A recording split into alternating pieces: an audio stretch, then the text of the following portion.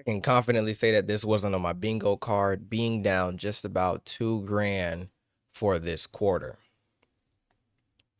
This is just a overview of what's been going on in the past 90 days. So we have July 1st is when it began, where we full ported and began to trade on not only one portfolio, but it's about three combined, three or four combined. This is including stocks and crypto. So we're down to a balance of just about 3.9 and we're down 16% overall. P&L this year 762.06. Mind you, this is all trading. So this is all for the Forex account itself. This is not including crypto. Crypto took a huge tank, which we'll go over momentarily, which I don't even want to update that yet because it's not the end of the month. We're very close to the end of the month. We have 2 weeks, so I'm hoping crypto doesn't go any lower so I don't have to pull out. But as you can see, we took a good little winning streak. Well, we haven't gone into a winning streak yet, but we were just maintaining, just trading GU. We made some changes during this losing streak down here. So this is the lowest the P&L has ever been. We're down to, like I said, 3.9K.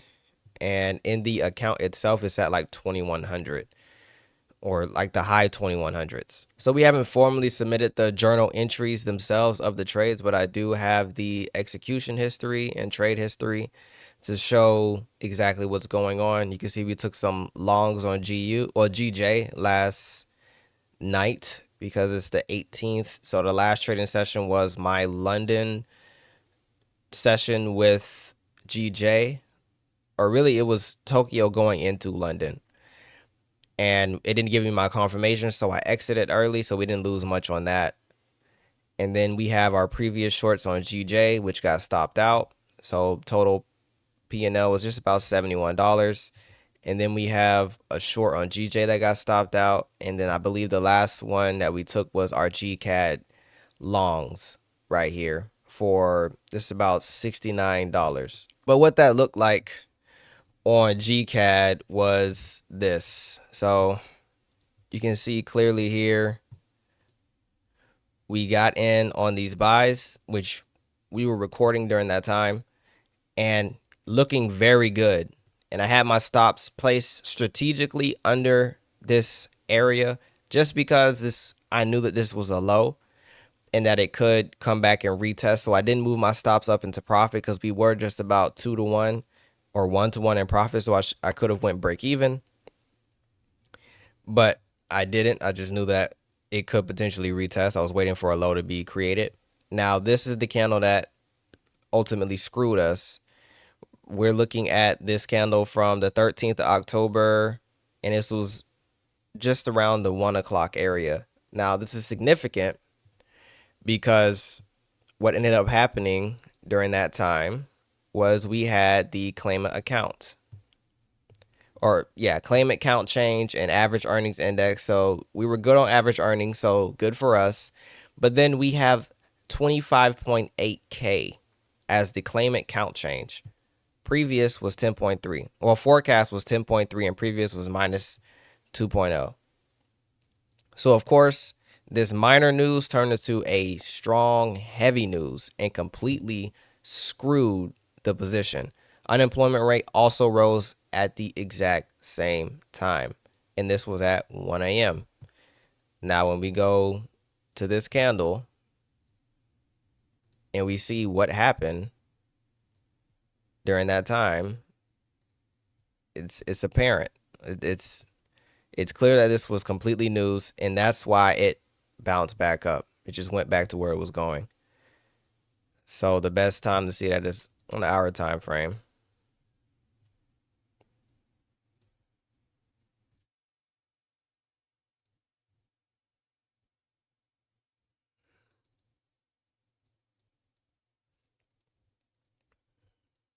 So we can see here we were starting to retest at 12 o'clock. 1 a.m. struck, and that was basically all the volume right there. And then 2 o'clock was just the residual volume going into London session. So we were 1 hour away from London. So London banks were opening around this time. And you can see they just bought straight back up, came back for the retest around mid London, beginning of New York, and then bought continuously all the way up straight through our take profits. For me, I couldn't enter into an entry just because it was too ambiguous. You know, I saw that we did maintain this level of support, but at the same time, it's just like there being a high right here, and then we create this high right here. I was just waiting to see what's going to happen. I was really waiting on a low. We were looking at entries at around this area here where we have this strong continuation. I was waiting for a level of support to be created, and when that support was going to be created, I would enter in. Just because I didn't want to enter in on buys and then have them be like this would have been my stops, and my take profits would have been way above. Like it'd have been skewed like crazy. So, you know, took the position of just waiting for the next opportunity. And that's what we're doing. For GCAD, the structure on the higher time frame looks very nice. We created a strong rejection off of this trend that we have been anticipating for the past couple of days since I hopped on GCAD. And on the weekly time frame, we began to buy through this bearish area. Now, I'm going to also add more context as to why I didn't just choose to buy frivolously, because we could have. But as you can see, we have this resistance area here, and then it was another resistance area that I took off my charts. I can't remember where it was. Oh yeah, it was over here because it was a range high. I had this area marked off as well. I don't know where I got that from. It could have been the daily time frame, but I'm not sure.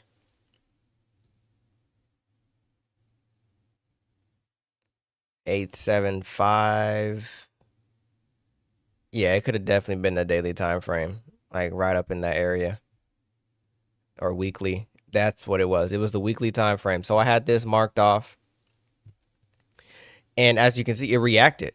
This was an area that was prevalent that kept getting hit from 879 down to 872.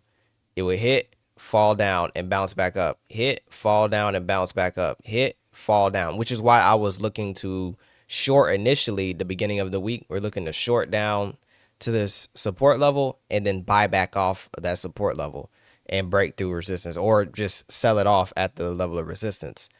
But it broke that continuation of the range by creating this slight uptrend right here.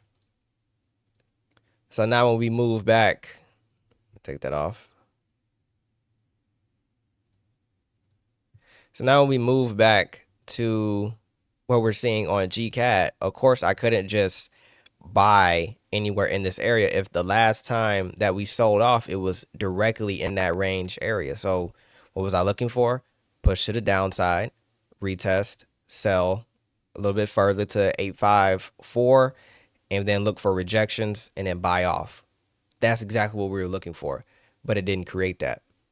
So going into the next, what was that? From London to New York, going through Tokyo into London, I had my eyes on it. And even during New York, I was here. I watched it buy all the way up, and I could have, of course, if I wanted to be super aggressive, enter in here, send my take profit around this area, and then call it a day. That could have been my entry, but there was just not enough information for me. I can see rejection coming off this same area, this here. It was up for discussion. You feel me? Like, there's a 50-50 chance. That's more of a gamble and not sound trades like this. And just because it's a sound trade does not mean that it won't lose. Because as you can see, the one that made more sense to me, it ended up losing, but the one that made less sense to me won. Like, this was more risky, but it won in the overall scheme of things. So that's GCAD, and you already know about the sales we took on GCAD that we ended up taking a loss on, but it was a win. That was just a system failure. Now moving over to GJ, this was my last order submitted. We had this sell on GJ, which it reacted to a level of resistance that's in here, created that level of resistance, and it sold just for a little bit, but then bounced off of this strong support area from when the new prime minister was chosen in Japan, which we were waiting on something similar to this. I've been looking for buys off of GJ because of that, but it just didn't create that um the area that I wanted. So the first one was here. We took that, lost, and we took these cells here to continue off of that because we could see it being pushed to the downside. And to articulate that, what I was seeing during that time is we have a bear trend like this, and you can even say it was like this at first, but then we extended out because those are equal highs. We were looking for buys going into Tokyo session off sheer reversal. We're looking for a reversal somewhere in this area from the low 201s up to the high 201s, low 202s.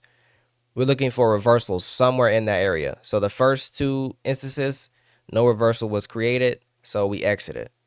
And we can see that better on the 2-hour, what I was looking at. So we have this rejection here. So now I see levels of support here, here, here, here. After this, it was either after this one or this one, whichever one is closer to Tokyo. I entered in and like a scale in. I wasn't too confident on it, so I gave it just about 20% of full risk and waited for more confirmations. Nothing happened. I closed.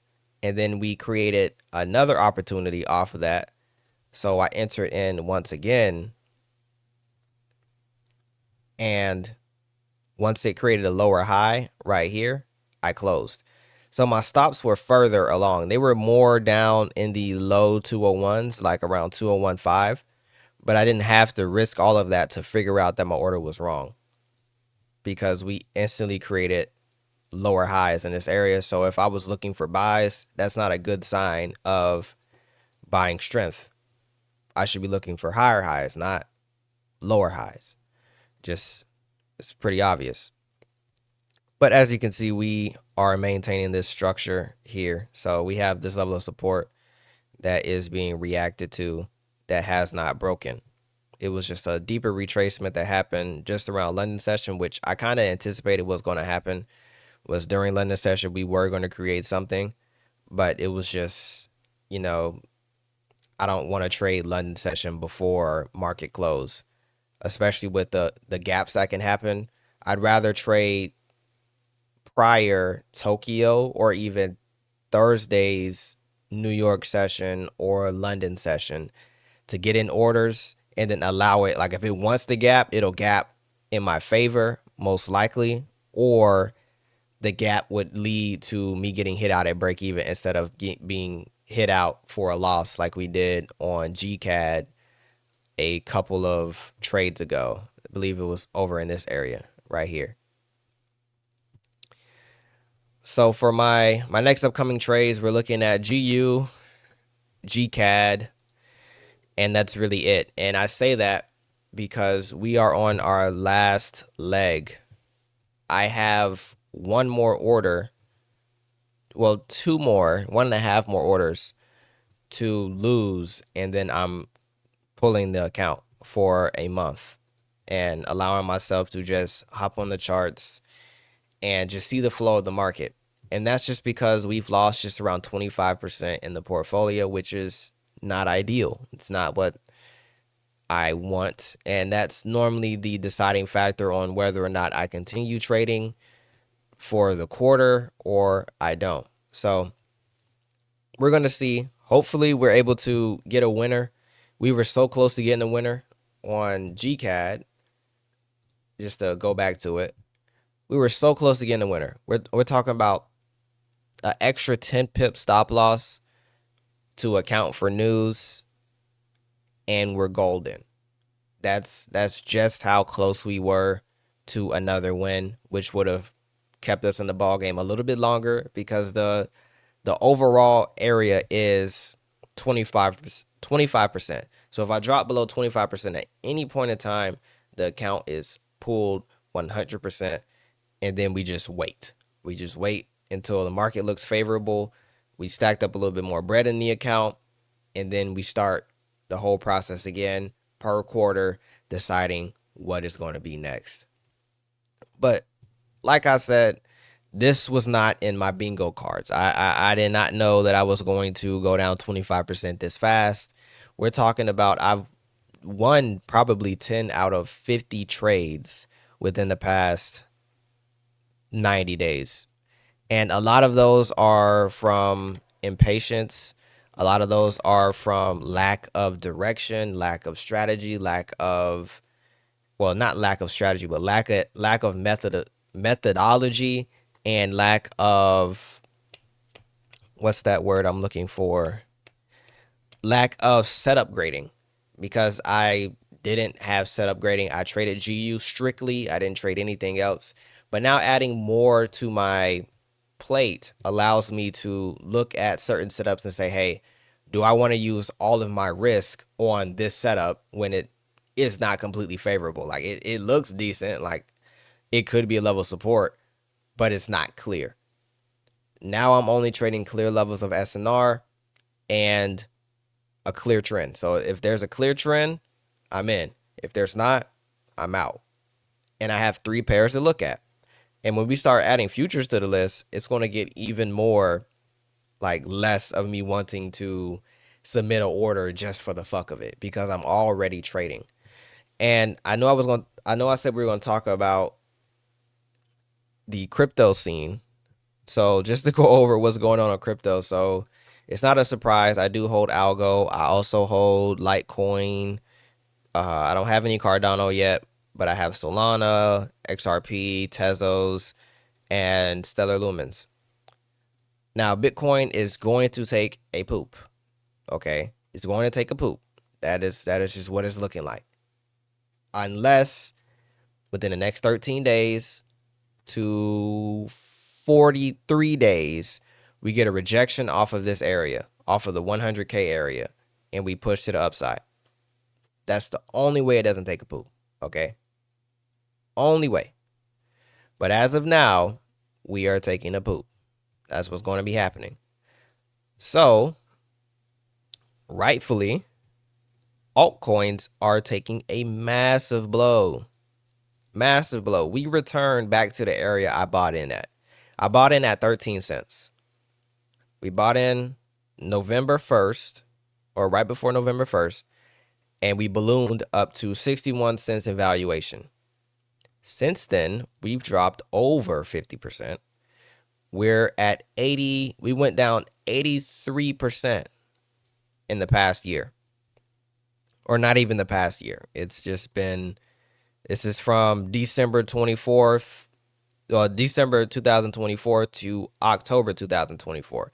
Now, there is a high chance that through November to December, we take out these highs based on volume. It's possible.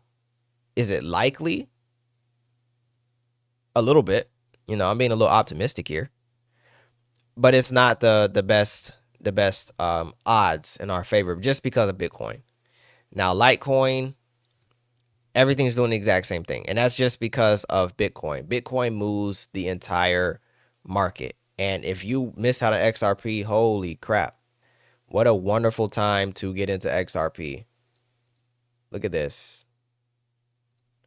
We fell down to $1.25. That is a steal. Whoever bought in on that has already made their investment back already. We're at just about 88% returns in probably a couple of days. Yeah, just about a couple of days. So that's insane, guys.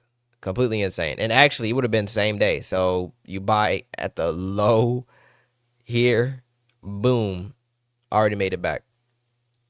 So we're just watching to see what's going to happen.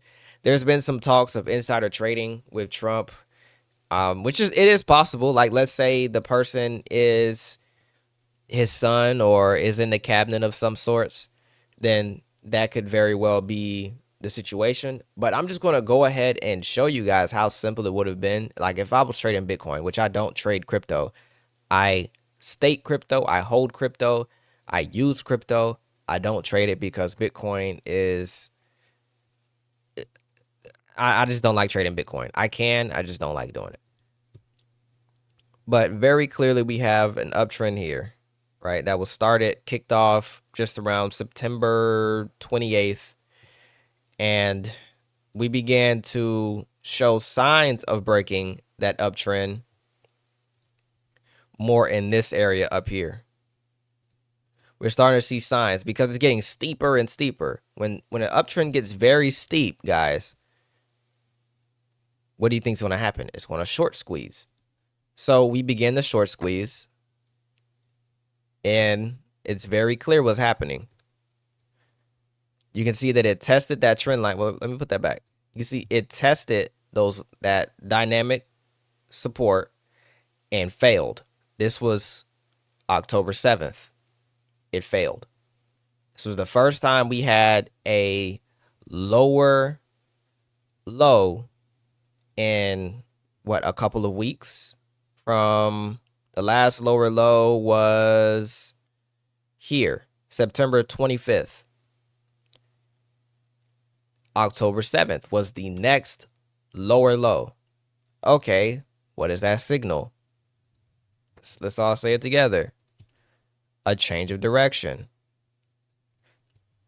So now we have these lows being taken out here. So what the hell do you think I'm doing the next chance that I get? I'm looking for shorts.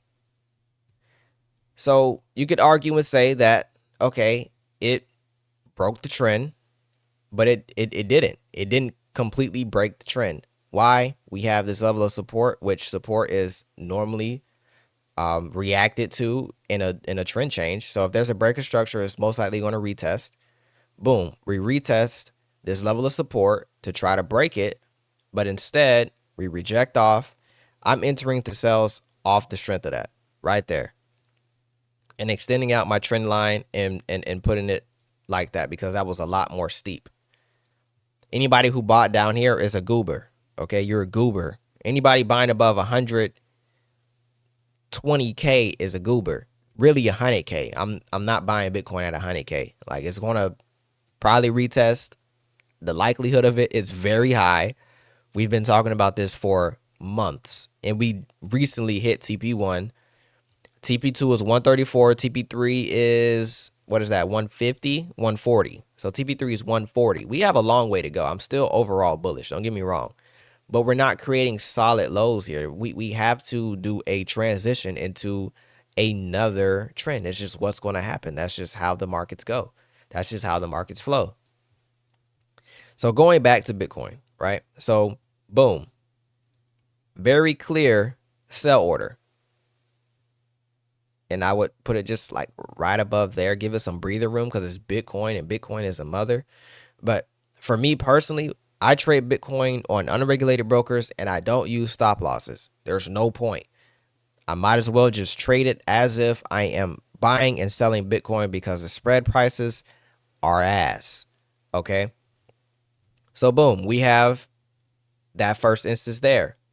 What happens next? We have a confirmation of another lower low going off of the previous low that is right here.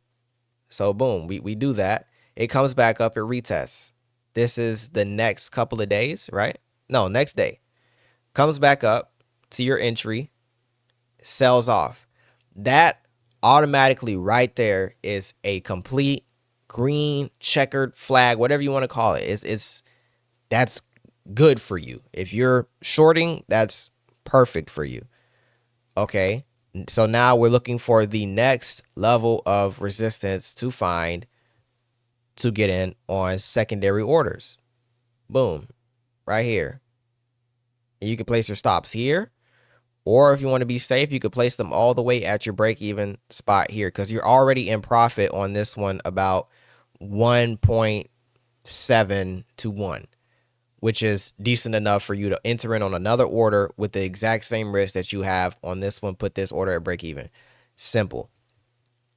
And then now you can see it just melted down to a significant level of support. That's all it did. There was nothing really special that you had to understand to be able to catch these orders. So, I mean, there's a possibility that insider trading took place. I'm not sitting here saying that it's conspiracy or, just people who don't understand the markets or just speaking on things, which I do believe that is the case. But in the grand scheme of things, I don't think that it was that difficult to see what was going on here. Like, it was a clear sell-off. A very clear sell-off. And he wasn't the only one that sold, because that's not enough volume to create something like that. But this is the orders that I would have taken if I traded Bitcoin. I just don't trade Bitcoin. I don't like it. I'd rather just buy and hold. But if I have an unregulated account that I'm trading in and I want to trade Bitcoin because I see it, then guess what I'll do? I will trade the hell out of it, and I have done that before. We caught the major buy up. So I just wanted to go over crypto just a little bit. I'm not really into the conspiracy, or I don't care about politics or anything like that. It's just when I was watching other YouTubers talk about it, and I'm looking at the charts. Like, I looked at Bitcoin to see what they're talking about. Like, how could someone have known? And I'm like, it was clear and obvious how easy it was to see shorts in that area from my perspective. But there is a possibility that, it could have been his son or anyone in his cabinet or anything like that, because I believe, what's his name? Eric Trump. He is co-partner in some with like this crypto organization. It's possible, but the likelihood of that, who knows? I have no clue.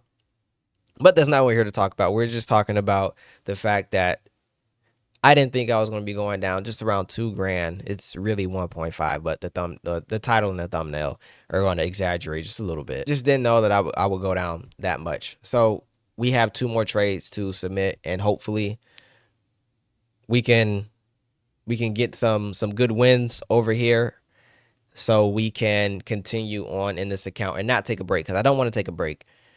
But we are getting closer to that season where the market just becomes shit. If you didn't make a bunch of money this year, you're most likely not going to make a lot in the next couple of months. It is possible to make some money, but the orders are going to be kind of sparingly. We have a lot of bank holidays coming up, and yeah, the New Year's is just always a shit show. So we'll just be waiting probably until January to start submitting orders again, full port. Just really just depends on what we see. So yeah, that's really all I want to talk about. And I know this one was a longer one, but sometimes that does happen. We're on the charts now. So I'll see you on the next one.